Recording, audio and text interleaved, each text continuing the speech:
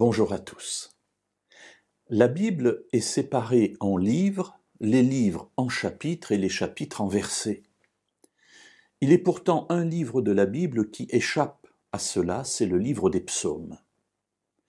Les psaumes ne sont pas des chapitres, mais sont des entités en eux-mêmes. Il y a le psaume 1, le psaume 2, le psaume 3, etc., jusqu'au psaume 150. C'est donc le livre qui contient le plus de coupures. Je ne vais pas dire de chapitres, puisque ce n'en sont pas. Et dans ces différents psaumes, il y a l'endroit le plus long de la Bible, le psaume 119, qui comporte 176 versets, c'est donc une entité très grande, a beaucoup de particularités. Et l'une de ces particularités, c'est que c'est un livre où chaque verset va parler de la loi de Dieu. 176 fois, l'auteur du psaume 119 va parler d'une manière ou d'une autre de la loi de Dieu. Alors aujourd'hui, j'aimerais attirer votre attention sur le psaume 119, donc, et le verset 16. « Je fais mes délices de tes prescriptions, je n'oublie pas ta parole. » Ici, le mot particulier est le mot prescription. Et que dit-il ? Je fais mes délices de tes prescriptions, je n'oublie pas ta parole. Je trouve extraordinaire que cette personne puisse dire de la loi de Dieu qu'il en fait ses délices.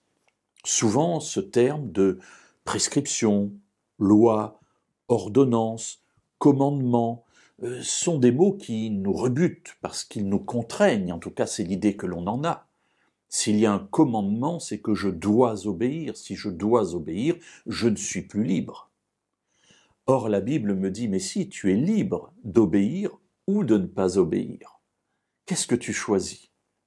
Et une fois que j'ai choisi l'une ou l'autre option, et Dieu me dit choisis d'obéir, eh bien cela devient ma volonté, ça n'est donc plus une contrainte.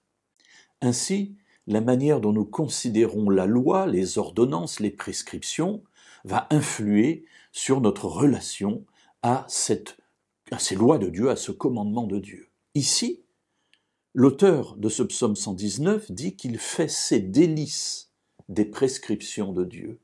Et je crois que nous avons là une personne qui a bien compris l'état d'esprit de Dieu lorsqu'il donne ses lois. Dieu ne donne pas ses lois simplement pour qu'on y obéisse, comme des petits soldats, comme des esclaves.